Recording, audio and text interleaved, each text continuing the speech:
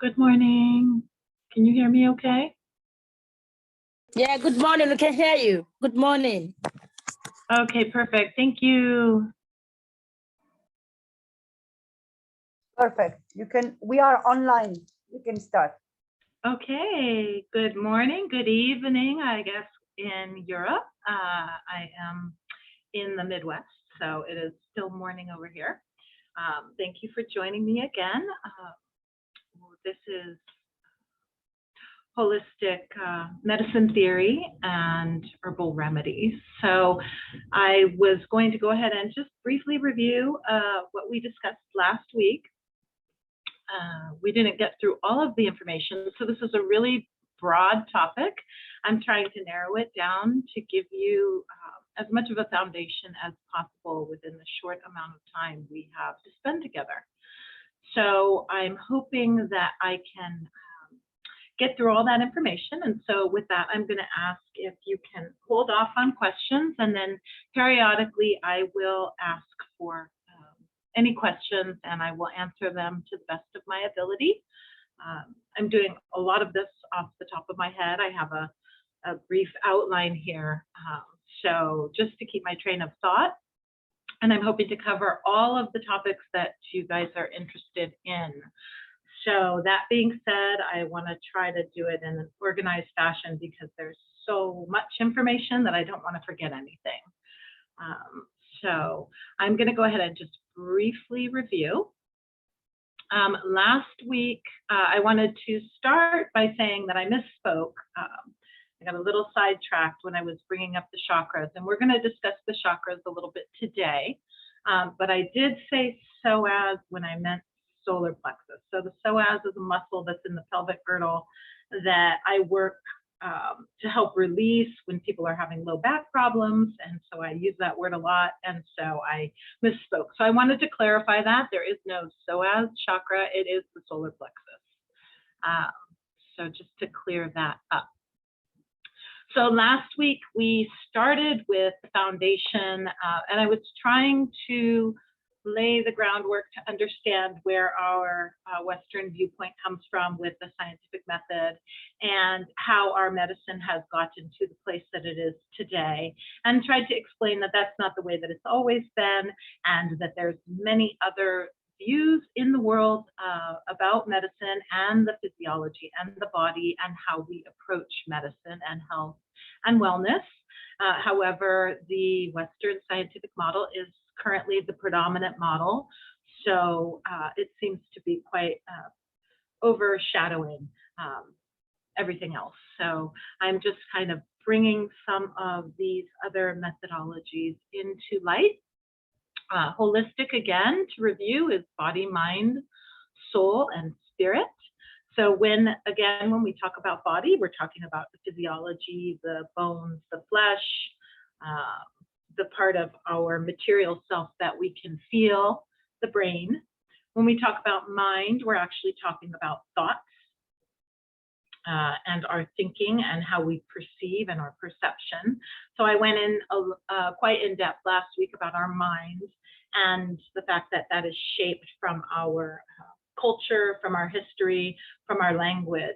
So our mind, our thoughts tend to be influenced very much by the environment within which we have grown up and those things that we've been exposed to. So all of that comes into play when we are looking at perception and how we perceive the world. And then we talked briefly about soul, or what in Hindu terminology or Vedic terminology, they would say Atman. So that's the individual soul. And in a scientific way, I related that to our magnetic energy, or what would be recorded as magnetic energy. And then spirit, which in Vedic thought would be Brahman, which is beyond, the ultimate reality, the ocean of bliss, cosmic. I guess it's beyond cosmic consciousness. Cosmic consciousness would be considered to be our collective awareness and our collective mind. But beyond that is the ocean of bliss that the Vedas describe as Brahman. That is not to be confused with the triple Godhead, which is Shiva, Vishnu, and Brahma. It's Brahman, which is the ultimate reality. So that's just getting into a little bit of Hindu theology, but it's very difficult to separate theology, philosophy, and our perception of our physiology in a sense. And I think that was what I was trying to relay last week when I was trying to describe how our scientific method came into play and how we have separated the body, mind, spirit, and even disregarded the spirit entirely as being non-existent for this rigor that we apply to science because of a lack of empirical evidence. So before we move forward, are there any questions on any of that? No? Okay, I want to give you guys a chance. If you do have questions, I want to make sure that I'm answering them. Okay, so starting with energy, we discussed, looking at my notes here, so thank you for being patient with me. Particular perspective, and then our perspective has influenced how we see health and our bodies, and the current view of our health is a mechanistic viewpoint. And that's what I spoke of last week, which sees the body as a machine. The mechanistic viewpoint is empirically based, meaning there needs to be testable proof. This proof is discovered through the scientific method, which tests and retests a theory through experimentation in order to get the same or similar results as the original research model that was created to test said theory.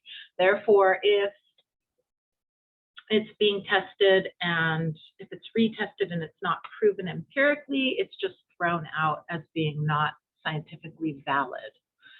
So due to its required scientific nature, allopathic modern Western medicine has in the past and generally in the present denies the unseen. And so that's where this sort of, I mean, even for a while, and now I think that in medical communities, they are starting to acknowledge how much power the mind has over the physiology of the body. But there was a time where there was this total disconnect between our thinking process and our physiology. And now even things like, and I think I mentioned last week, but if I didn't, PTSD and fibromyalgia, which is a chronic pain condition, are pretty well linked. So that continual stress that's placed on the body from a PTSD response, that prolonged traumatic response, actually causes long-term physiological pain in the body. So science really is not able to deny anymore the strong influence mind has over actual physiology. And now they can take it apart and break it into chemistry and say that the chemical hormonal responses and the neurotransmitters are affecting the physiology of the body. However, for a time that was denied. And so it was frustrating, I think, probably on the receiving end for patients, because it was just a strictly mechanistic viewpoint. And there was this whole other aspect of our existence that was just denied because it didn't fall into that scientific model. So I think that it's coming to a place where we're having to make peace between the unseen and what we can actually test. And that creates a challenge because it doesn't really fit 100% into an empirical model, which is just, there's going to be a little friction, I think, for a while until we can evolve. That's always kind of the way if you look at history. So moving on, I did mention that the soul is a magnetic energy. I like to relate it to magnetic energy. So I try to translate a little bit into a scientific terminology for understanding, because often coming from a naturopathic or holistic perspective, that's brought into question. So you can think of it as a magnetic energy. But talking about different schools of thought here, I had written some notes. So some schools of thought believe in an individual egoic soul in an afterlife. So that would mean that you would keep your individual identity in an afterlife and then into a rebirth life. This is one of the forms of Eastern thought. But then there are aspects of Buddhist thought that would say that our energy creates life beyond. And so it would be our energy, but it wouldn't be an individual, egoic, energetic. We would not have that individual identity. However, that karma, meaning the law of cause and effect, would follow us. So what we do and create in the world, that energy follows forward into other lifetimes, even if we are not an individual self. But that energy that we put out into the world affects our future. Because a student brought up last week, energy is neither lost nor destroyed, it's just transformed.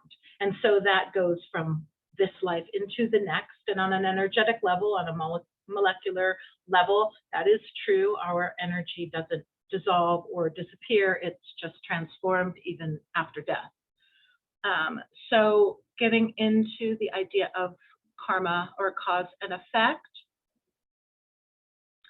which would be considered to be the law of nature, and some people say the law of God, but your actions create a reaction, not the same as Newton's law. Yes, let's see. Yes, Dr. Okay. Corey, I have, Yes. sorry, excuse me. I have a question for you because you Yes, are yes. talking about the karma and the Yes. soul. My Yes. question is, at which time the karma is starting to work? So you mean, I mean, at which time is it because the soul is beyond the matter? At which time it means, is it in this material life, or the karma starts already in the spiritual life?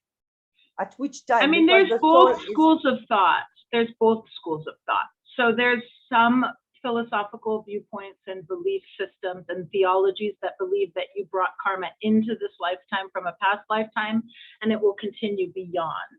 You also are creating karma. And if you think about the Jains, their philosophy is to do nothing.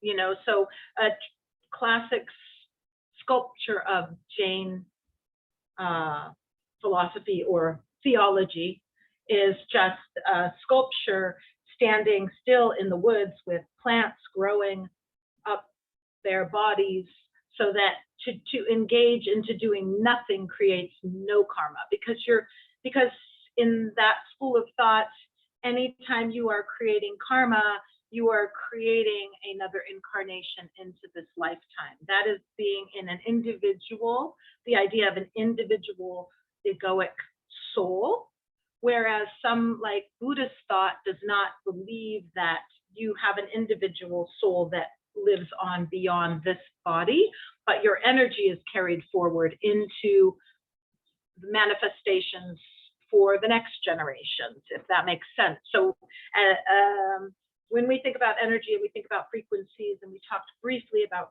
raising frequencies of energy, which I want to get into today, the idea of creating uplifting frequencies of energy is beneficial to future generations. So, and then if we go even beyond that, time doesn't exist. So it really depends on how far you want to extend that, but there's many schools of thought within many different theologies and philosophies. So to answer that question, I would say that's yes and no. Queen Nadia, it just depends on what perspective it is that you are looking at. Thank you, Dr. Corey, for this amazing answer. You know, it is very important because we are teaching people, and so you have so many people who don't believe in this karma, in this law and of cause and effect. I mean, when you are involved in the cause and effect, the law of cause and effect, you are just saying you are responsible and you are the architect of your own destiny, your own life, and all that. So, yes, well, within this life, a causal relationship is exactly what the scientific method looks for, cause and effect. And that's when you would validate an experiment. So if we want to take it to a purely this lifetime atheist perspective, a causal relationship is if this, then this, therefore that. It's happening because of this action into the world. Okay, this is amazing. So, so people who just born in a country where there is war, where there is already war, there is misery and all that, can we say that they are coming with a heavy karma? They are born there because of their karma, or is it just an experience or a bad luck or the will of God? I don't know, because you know, so many people, they don't trust, they believe in God, they separate themselves from God, and they think that God is in a spirit in the sky controlling everything. So they are blaming him when they are in misery and thanking him when their prayers is answered. Yeah, and that's true. That's true. And some schools of thought would say that you come in with heavy karma. Some schools of thought would not say that. The way that I perceive things is that we attach, it's complicated, right? I see it as God manifesting him herself, and these are all different facets of God nature. I'm not in a country that's at war, thank God. I feel blessed by that every day, and yet you do see people like, I think of Corrie ten Boom, who had this extremely deep faith, who was a saint and was during the Holocaust, was in concentration camps and still was able to shine that light. So we it is our nature to move away from pain and towards pleasure. That's a human nature. And then we attach certain thoughts and ideas and feelings to these experiences. And that's where you get into this Buddhist thought of non-reactive nature, which is not simple to achieve. You know, it's like a lifetime process. However, we tend to attach bad feelings to what we perceive to be bad and good feelings to what we perceive to be good, and pain is bad and pleasure is good. And so we have all of these judgments when in all actuality, these are just experiences of a human life. From a very philosophical view, that doesn't necessarily mean that we are able to remove that suffering for people that are in that state. But as the Buddha left, you know, the palace, discovered that all aspects of life are suffering. If we attach that emotion to it, that we will suffer because of it, but it really is that life is just this transitional process. And the more attached we are to these things, then the more suffering we have. And there is a law of impermanence.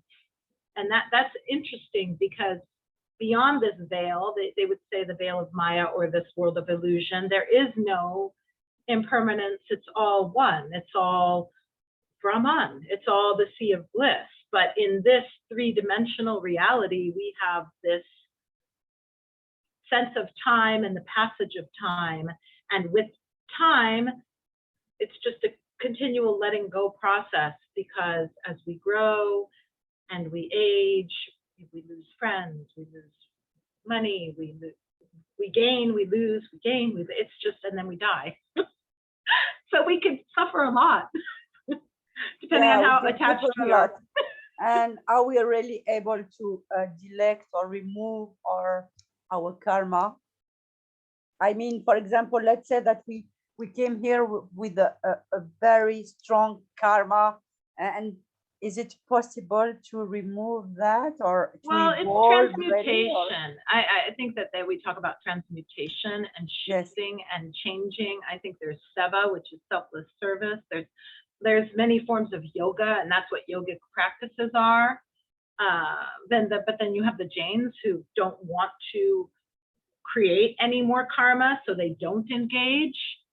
So karma is an entirely long topic with a lot of different Yes, viewpoints on I it. believe It's not so. simple, Okay. you Yes, know, because that is there are true. so many ways of perceiving it. So there's many different thoughts, and then that comes down to, like any other religion or philosophical viewpoint, it comes down to your personal perspective and what you make peace with and how you want to perceive it. So I think of it as that existence is just multifaceted, or it's that old idea of the elephant in the room, the blind people in the elephant, and one person's touching the leg and one person's touching a trunk and one person's touching a tail. They all have this different idea of what it is because they can't see the entire picture, right? And that's kind of existence, just multifaceted,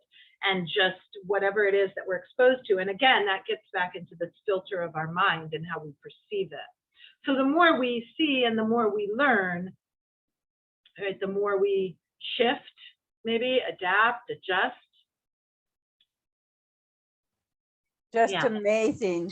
Thank you very much, Dr. Corey. Yeah. You are Yeah. talking about a chakra, and you believe that every human being or every life, I mean, every human being is born with chakras, and do animals and vegetables has chakra and all that? So you are the teacher. Yeah, let me get into that. I never really thought, but I'm sure it's all energetic centers. So there's energy everywhere. The chakras were developed to really understand healing and health of the body, or developed or discovered through meditation. And again, we touched briefly on that from the Vedas, coming down from the Vedas, from the saints in the Himalayas that meditated on this, and were able to come up with these pictures.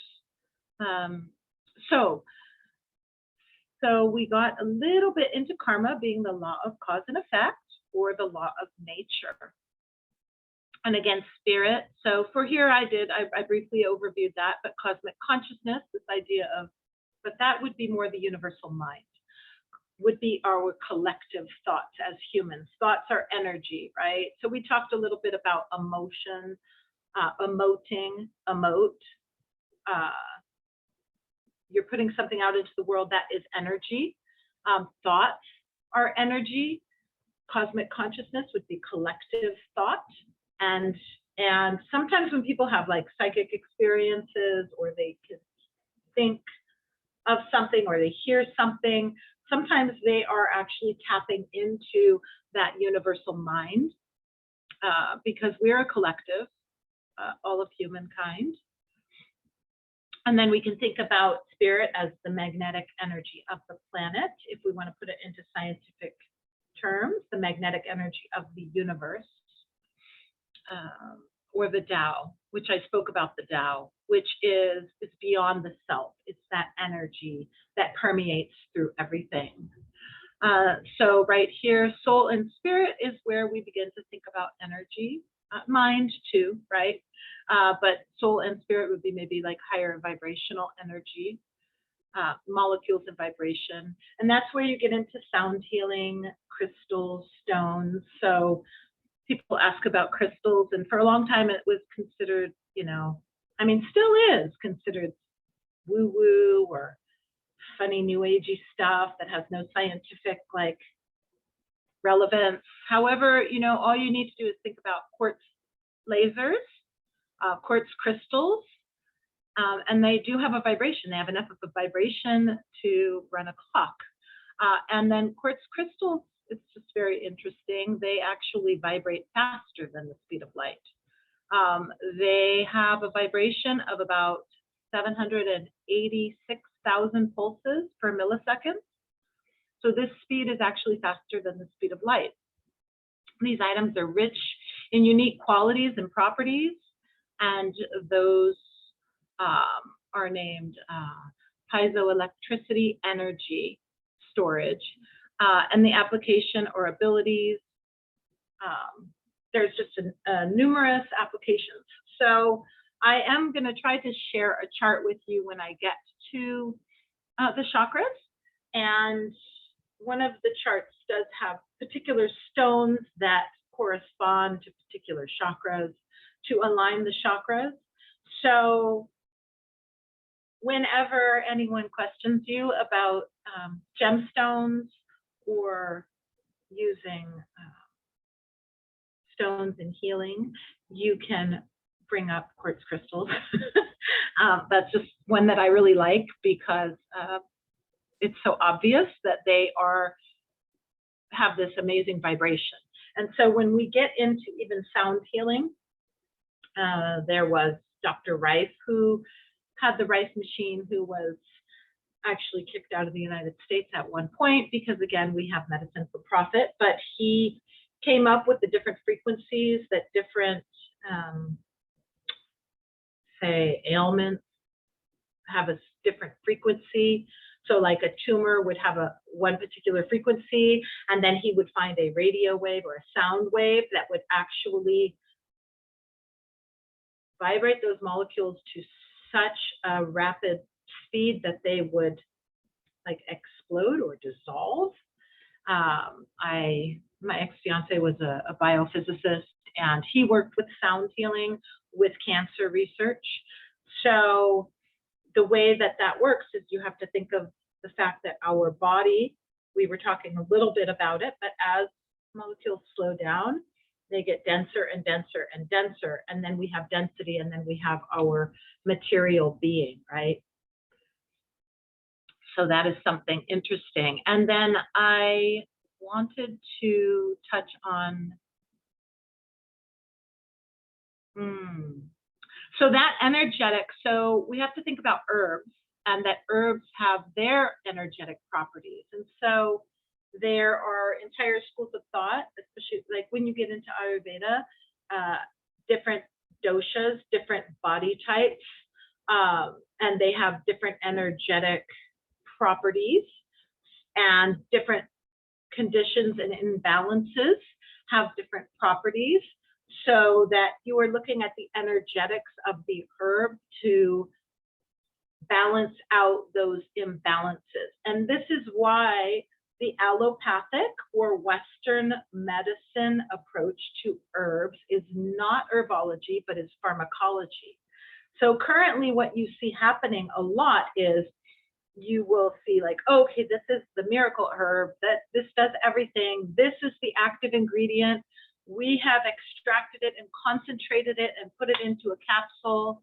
And this is why Queen Nadia last week, you asked if there was a particular herb that would raise this vibration. And that was not something that I could answer right away, although a couple came to mind because of energetic principles.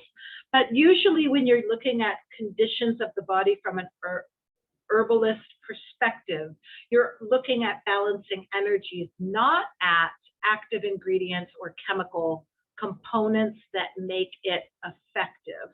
That is the problem that I see with the current take on herbs, is that they're trying to make it more into a science. And by concentrating these active ingredients, now you're running a risk again of side effects. And then you have like the FDA in this country come in and try to take these off of the market because people are getting sick from them. But the reason that they're getting sick is because they're highly concentrated active ingredients. So an herb is an entire plant.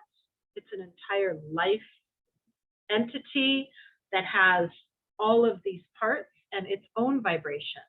So it's the whole plant that does the healing, and it has to do with the synergy and the energetics of that plant.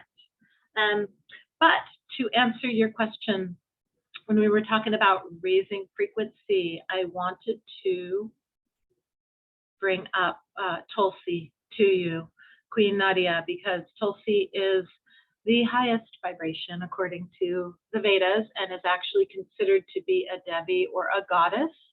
So is not consumed in, I know that with the Hare Krishnas and with some Hindus, they won't actually even take Tulsi internally because they believe that it's a Devi. And I'm going to try to screen share a picture of this beautiful plant for you, but let me see if I can find it here. I don't know if I can. I have my chakra picture here. Tulsi is a really beautiful little purple flower. And I downloaded the picture here. I'm going to give it one more second to see if I can find it. Okay, and it's also called holy basil.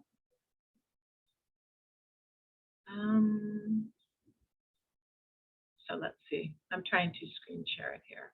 Give me one more minute. There it is. So is that on the screen? No, not quite yet. There we go. So this is holy basil. Can you guys see that? Yes. Okay. It's a beautiful, fragrant flower. It's beautiful. They make essential oil out of it too. So aromatherapy is also part of herbology. Aromatherapy is very potent and very powerful. The molecules, so aromatherapy actually takes the hormone of the plant. So the fragrance that you smell in the flowers is actually the plant hormone. That's what attracts the bees to pollinate the flowers. It protects the plants, and they're very potent oils. They have a small enough molecular structure to penetrate into the bloodstream. Within 10 minutes, you can test the blood and actually see essential oils in the bloodstream. And they also have the ability to penetrate the blood-brain barrier. So when you inhale them and you smell them, those molecules actually are able to go into the brain, and they are like phytohormones. They're plant hormones. So they can actually work on the brain in a similar manner as hormones. Yeah? So they're very uplifting. But this is a very high vibrational herb. And it is very renowned and well known for it's also spiritual, like upliftment. So a very nice herb to meditate with, a very beautiful oil to use. It's also an adaptogen, which means that it helps to balance the whole body. It regulates temperature. So it's really nice for women, especially when they're going through that change. And it's very uplifting to the heart. Here's a closer picture of the flower itself. You know, Dr. Corey, the plant that we just saw is recognized by different community to be the plant of heaven. Because, yes, because you cannot approach it easily. And at the same time, when you approach it, it can heal different things. Yeah. And yes, I don't know, but for example, in different culture, different communities like Arab community, Asia, you know, it's the plant of paradise, and it's really recognized like that. Yes, yes, and it's highly regarded in Ayurveda, and it is so a Devi. So they do call it a goddess, and so that would be in alignment with the idea that it's a heavenly plant. Oh, I had all those pictures now. Where did they go? Sorry. Thank you guys for your patience with me with the screen sharing. I had more pictures here, but now they just disappeared off my screen. Oh, here we are. Maybe is this them up here? No. Sorry. Okay, well, yes, Tulsi. So you're familiar from the Middle East then, Queen Nadia? Sorry, what you said? You're familiar with the plant from Yes, I know the plants. I am using it sometimes, and yeah. yeah, I know this plant, and it's cool because you have to use it when when the flowers start to arrive. So the energy is more powerful, because Yes. when all the flowers are already here, so it's losing from its energy. But I am very familiar with the plants, so I know how to use them, which plant to use, etc.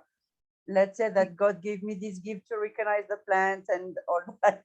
Yes, Energy. yes. Yeah. Yes, it's in your DNA. So we store information and knowledge in our DNA Yes. too. Everything is So, written in us. We came with yes, this knowledge. exactly.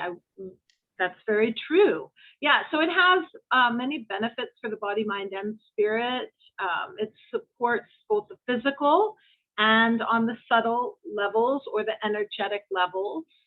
But some of the benefits are adaptogenic. So when we're talking about adaptogen, we're talking about working on the pituitary, so for the glandular system and balancing the entire body.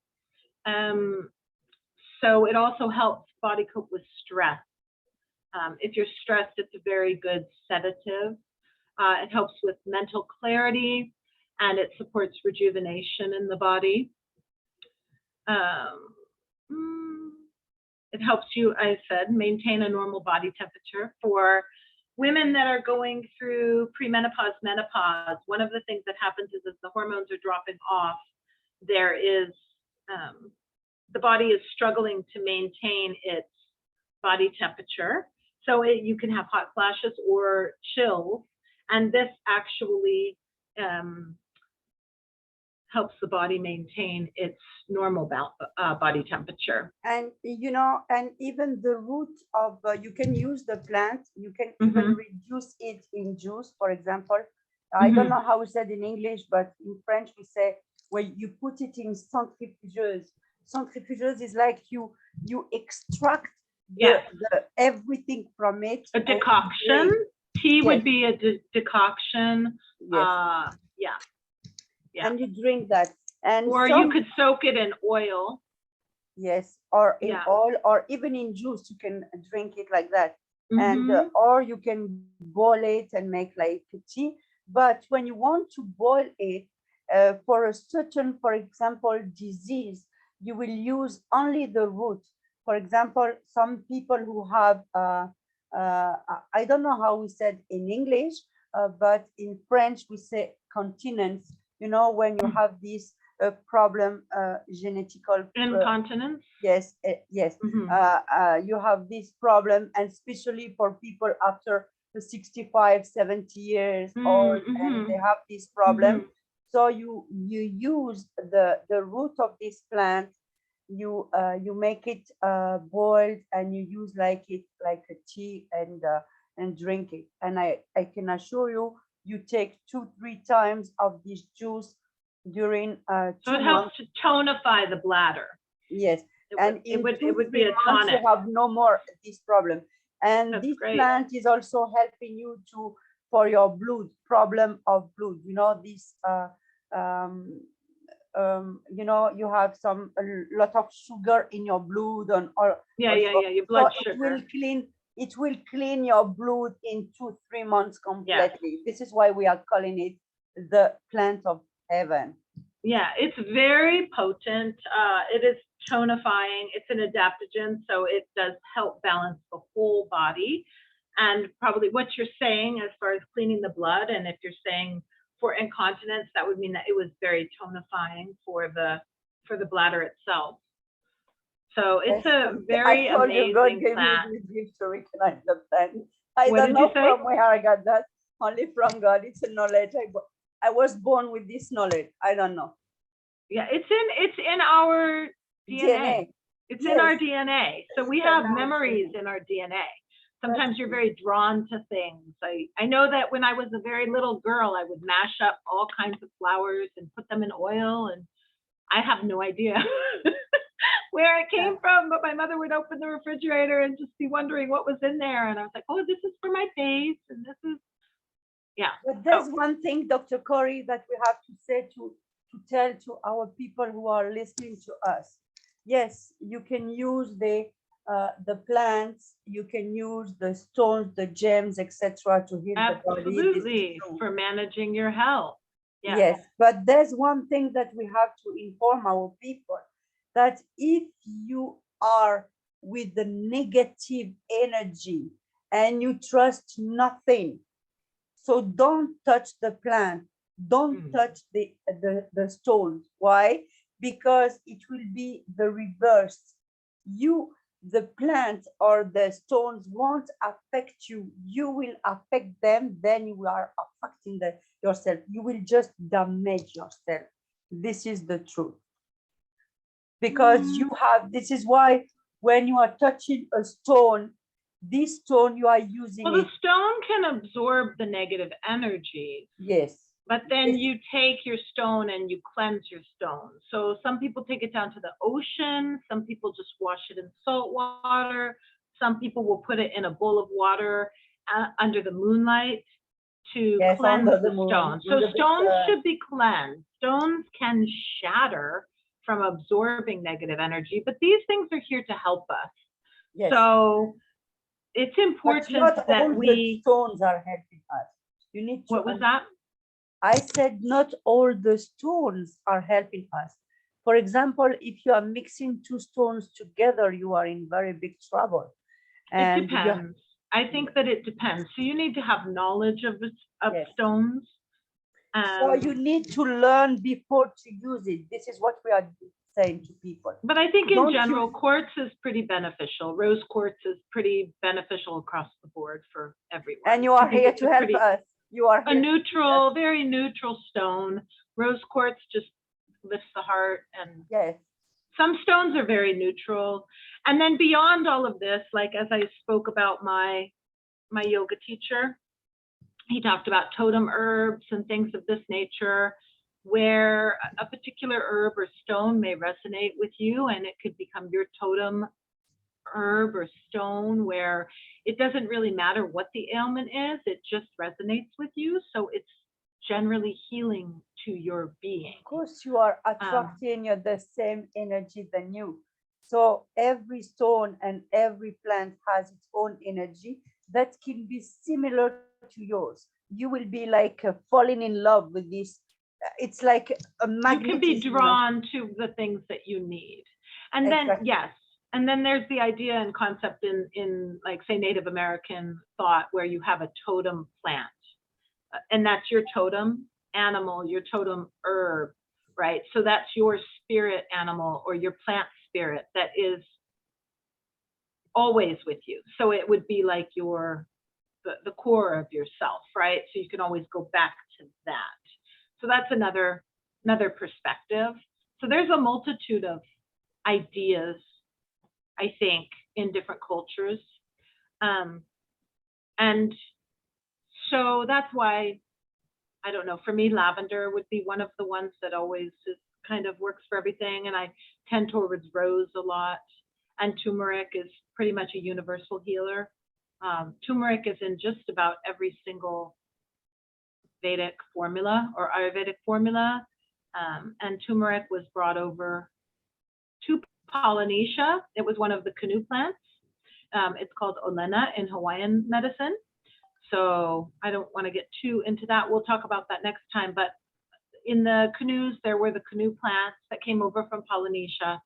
So the Polynesians. Do you have any plants, any Hawaiian plants that you want to show to our people? Well, the turmeric is one, olena, that came over from India, and that's in a lot of Hawaiian remedies. And I will next week. I wanted to just get through. Let me just finish this on Tulsi now, and rose, because that was kind of touching on your question from last week. But Tulsi, or the holy basil, the one that I just shared with you, is actually known as the incomparable one. It's the most sacred plant on earth in the ancient Vedic Puranas. So in the ancient Ayurvedic texts, It's the most sacred. To this day, it plays an integral part in the daily lives of many. It is frequently used in daily puja, which is prayer, and puja. And then in Hawaiian, the word for prayer is pule. So similar they're both very ancient languages, right? Hawaiian and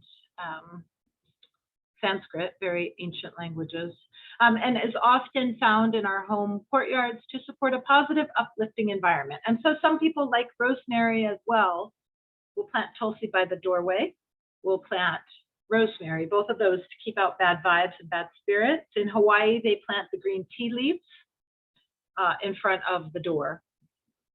Tulsi is also present during important life transitions in Indian culture, including weddings and funerals.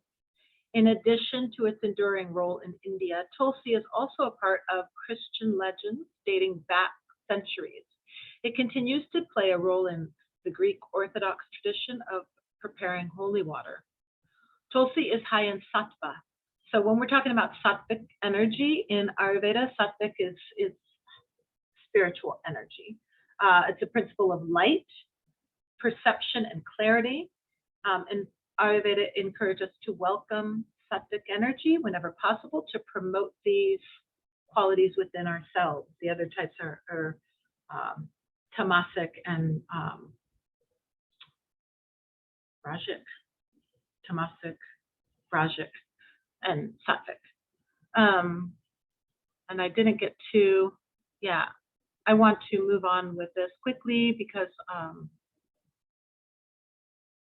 I want to share the chakras really quickly. We're running out of time, but Tulsi is also said to increase and protect the ojas and the prana, which are two subtle forces in the body. Ojas promote joy, vigor, and a healthy immune system, while prana is the body's vital life force, which supports intelligence, communication, and perception. It's also called liquid yoga. And so when we think of the word yoga, the meaning is actually means union.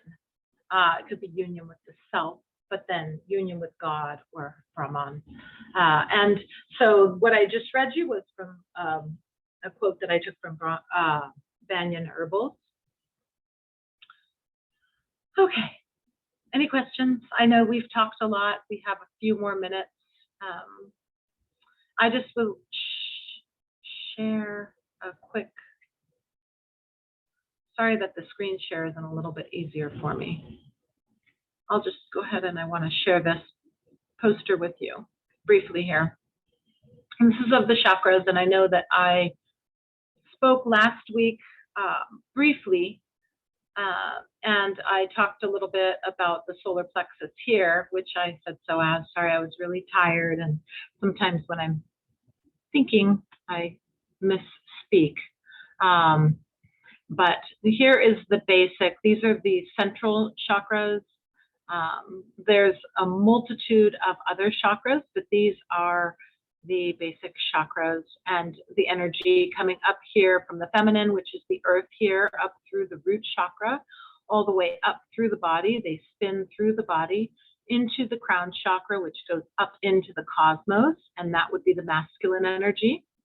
So then we have the left side of the body, which is considered the female side of the body, the right side of the body, which is considered the masculine side of the body. And here's just a basic overview. But down here on this chart, I'm not sure how much of it you can see, but it does talk about the stones.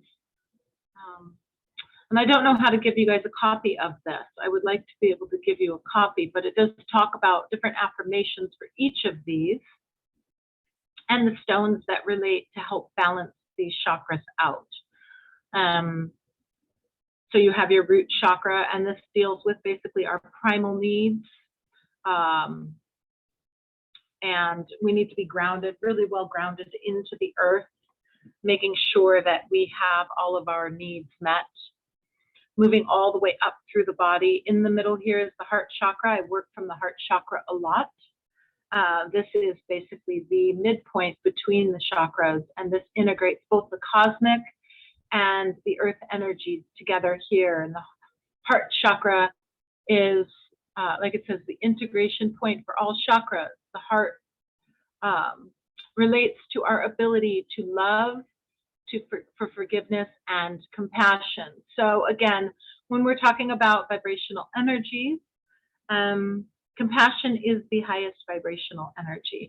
The highest frequency that we can have is love, right? So when we talk about shifting the planet, and we talk about love, the love that we speak of is not romantic love, brotherly love, although that is an aspect or can be an aspect or a manifestation of a form of love.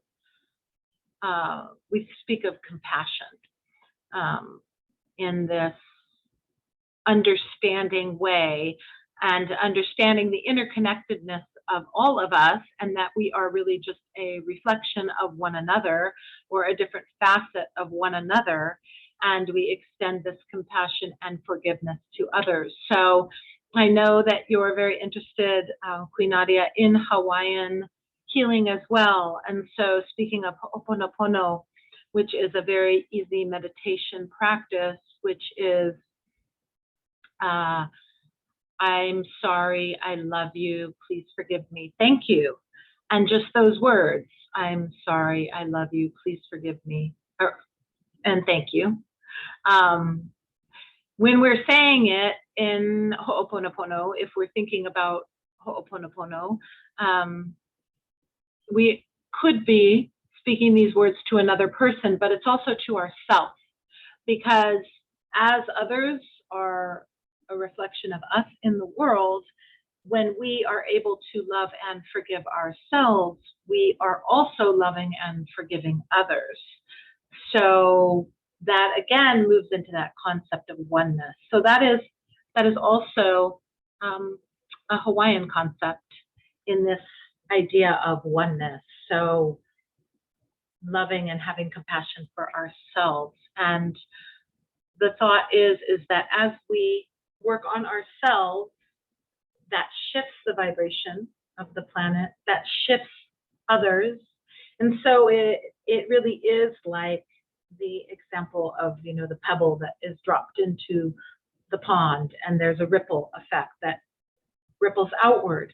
But we can think about these vibrations rippling outward from us and affecting those around us, because as we change, those around us change, and then it becomes exponentiated by the people that shift around us, and then they do the same, and hopefully eventually it becomes like a tipping point. You've heard of the tipping point, or it becomes more saturated, and so then everyone has to kind of follow along.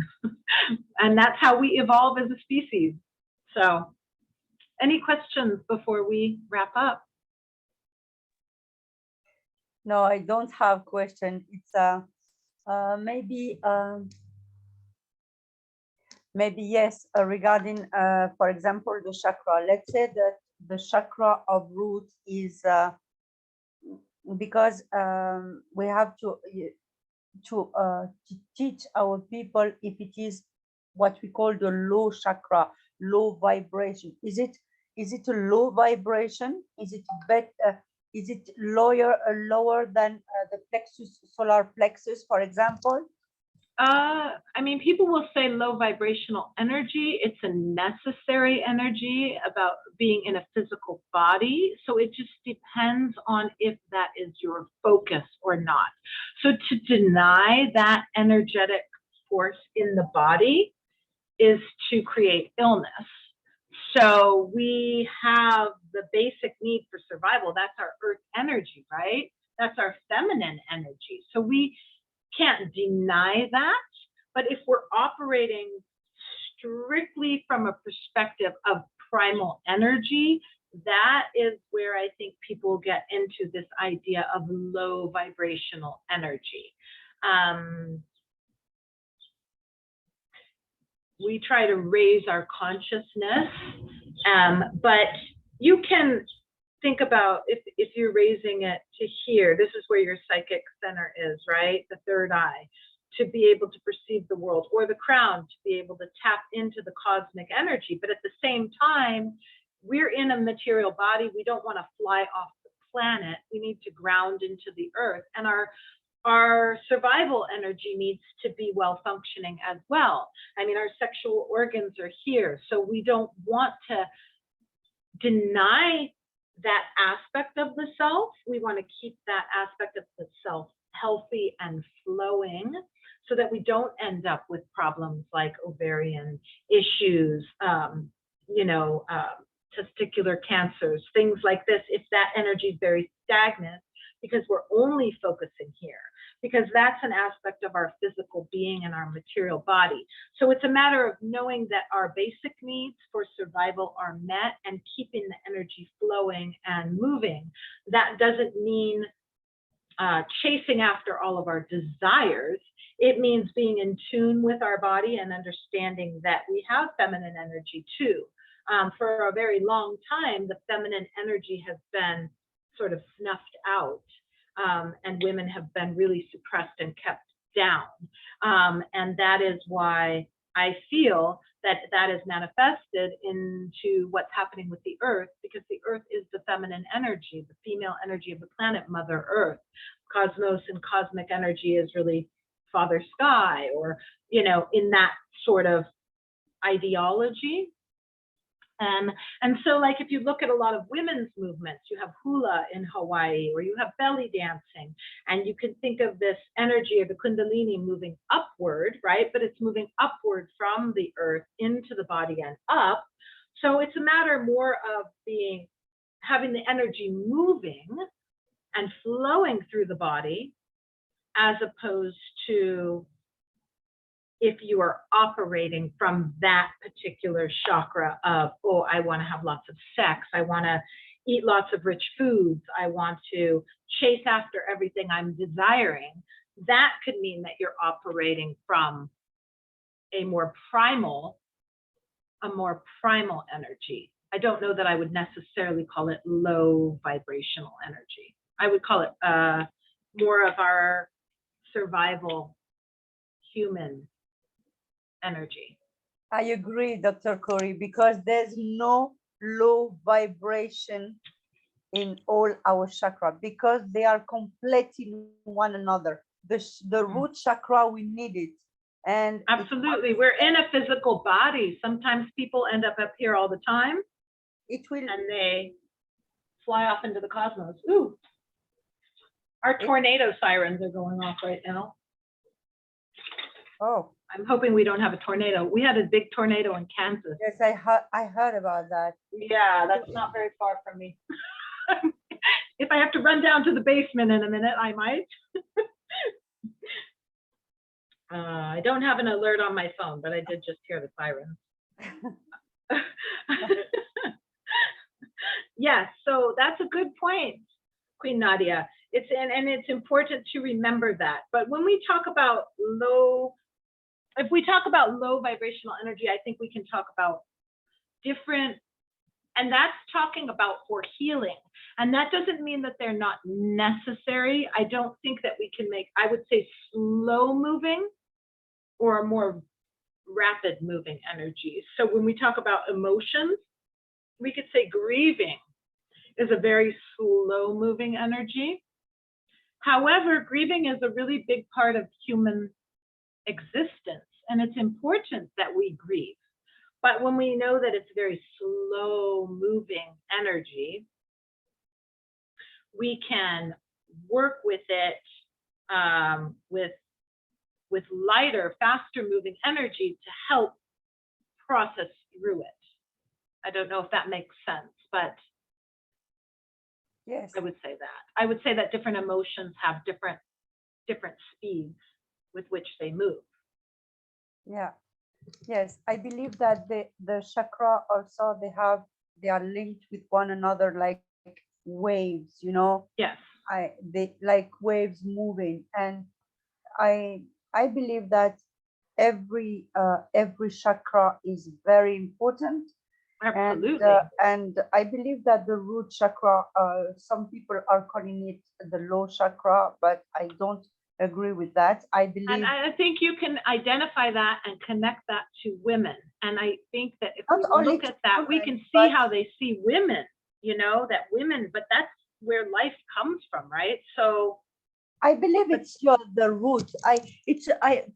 For me, I don't think that it's uh, uh, proper to a woman. I believe also men also they have it. well, correct. But I'm saying energetically speaking, the Root you lower three come up from the earth, which is considered the feminine, and the upper three come from the cosmos, which is considered masculine. It's not saying, but that feminine energy has been pushed down in our current idea of the world.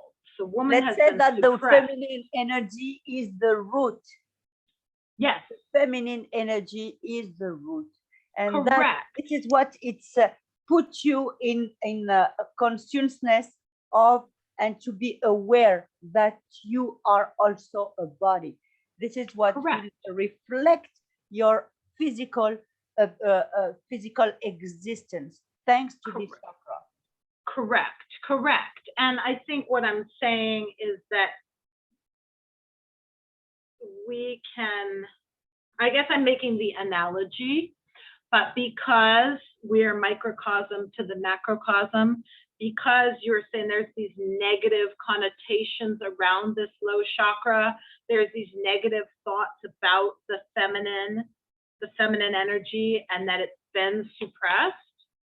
I feel that manifests in our physical world in the way that we're seeing the destruction of the earth, because the earth is the feminine, Mother Earth. That's the feminine energy. The cosmos is considered the masculine energy. So I think I'm in agreement with you, but I guess I just see that as being analogous with the macrocosm. Our bodies are a microcosm of the bigger. I agree.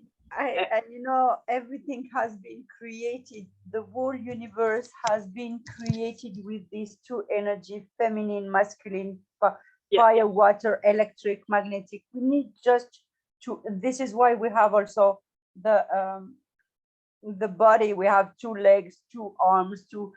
This duality that we have within us is very important. It's not really a duality. It's a dance. It's a dance. Yes. Two energies in harmony, you know, in balance. Well, hopefully that's what we're trying to do, right? That's the objective. That is holistic medicine, and that idea of the Tao and Taoism, the yin and the yang, and the interplay between the two, the interplay between the masculine and the feminine, but to find that place of balance between those two is the idea of where you find optimal health. Yes, and we are really grateful to you, because thanks to you, we will learn how to balance these two energy. And if we are in harmony and these two energies are in balance and harmony within us, we are just getting out from all the misery of depression, doubt, fears, and well, all my beautiful females out there and my males, if you want, start doing some hula or some belly dancing. And maybe you can move teach that. us also some hula, because hula, as I understood, hula is also the spiritual dance that it is. Well, that's the hula. Yes. So maybe hula is teach us the hula dance. Yes. Well, the awana is the more modern form of hula, but the kahiko. Oh gosh, I've been out of Hawaii not even that long, and I'm losing my words already. I don't know why that happens. Kahiko. I don't want to even say it. I will look it up. All of a sudden, the words have left my mind. But the traditional hula, yes, was always telling stories of the ancient gods and goddesses and legends, but hula itself moves that earth energy up through the body, shaking those hips, and the amis, which is the little circles with the hips, but very similar to belly dancing, which is very ancient tradition that really moves the energy of the earth up. So when you have meditation, you have yoga. I mean, you're sitting in meditation, you're focusing here on the third eye, or you're connecting with the cosmos. That's very much cosmic connection, and this idea of being very, still, but at the same time, you have this movement from the earth to move that energy up so that it flows all the way up the body. So it's interesting. Yeah. And Dr. So shake your hips. Get out there and shake your butt. Okay. Dr. Corey, one last question for you, Yeah. and then I will release you because maybe you have something else to do. Do you think that that this hula dance can wake your kundalini? Oh, absolutely. Oh, yes. Okay. I think any of that will wake the kundalini. I mean, any belly dancing for sure. Oh, okay. Yeah, belly dancing for sure. And hula as well. I mean, maybe not the awana. You're still doing a lot of amis. Tahitian is amazing. It'll shake it all up. Oh, But I this is mean, very interesting. And yeah, I when you are do think dancing it's a this very, hula- I think it's a very feminine. I had a long discussion about this years ago with a yogi, and I really, he was all about really more aesthetics, more of the aesthetics, more like, the Shiva, sitting on the mountaintop meditating. And I think that the conclusion that I came to was that, yes, a lot of times in the male body, there's this need to master some of these primal energies that maybe drive the male into following maybe more impulses, especially like, say, sexual impulses, not necessarily being able to be in control of those impulses in the same way maybe a female does by our nature. I think our design is such that because we do have the babies, we're probably driven a little bit differently. But the conclusion that I came to was that I felt that modern women really needed to do more of this hula and dancing and belly dancing to release some of that energy that's been so suppressed and blocked for the women. That maybe that the sitting on the rock, maybe that the women need maybe a little bit different approach because of the way that society has been with women and women's sexuality and sensuality, and repressed so much of that it's led to disharmony and illness, I think. Wow. So Wow, I learned a lot today. It was just amazing. Wow. So Raj or Karen, or do you have any question to ask or any contribution with our wonderful Dr. Corey? So do you, Karen or Raj in India, how it is I'm working? learning from you. Thank you so much. thank you. Yeah, Thank right. you. Yes, we are learning. Happy to be here. So Raj is in India. Karen is in Nigeria. Karen, do you have any? Do you have any same tradition there that you are using a dance, a spiritual dance in Nigeria, Karen? Do you have any spiritual dance that is helping you to evolve spiritually? Because Karen has some problem with her connection. She's going, coming, going. So this is what is happening to her. African dance is amazing. I've taken West African dance, and it definitely does. And then samba developed from West African dance in Brazil, and it is very much about the gods and the goddesses and moving I was a samba dancer. I was a professional samba dancer. Wow. I So would love to yeah, do Ocean that. and You and me, we will meet very soon, and we will and then we'll shake it. We'll shake our Oh, tushies, we'll all of dance us together. together. We'll go down. We'll go down to Africa and dance on the beach. How's that? So the belly, I will teach you our belly dance, and you will teach me all this hula and all that. That would be good. Good times. Yeah. All right. Thank you so much. Thank you very much. Have a Thank you. wonderful day. Bless everyone. God bless you abundantly, Lady Gayla. too. You are just amazing. We love you very much. I am Love learning you a lot too. from you. All our people Aloha are to learning. you. And thank you aloha so to much. you. And thank you very much. So let's meet with Dr. Corey next Monday, same hour, 5 p.m. France time. It is 9 a.m. In USA. 10 a.m. Central, my time, 9 a.m. Eastern. Yes. And, oh, no, 11 a.m. Eastern, 9 a.m. West Coast, and I'm at 10. Okay, perfect. Okay. It is every Monday with Dr. Corey, the holistic health theory. Don't miss it because you are learning a lot. Thank you, everyone. Thanks to all people who are with us and who are listening, who are watching us in the other side. Thank you very much and have a wonderful and blessed day for you, evening for us. Aloha. Aloha. Bye. Bye-bye.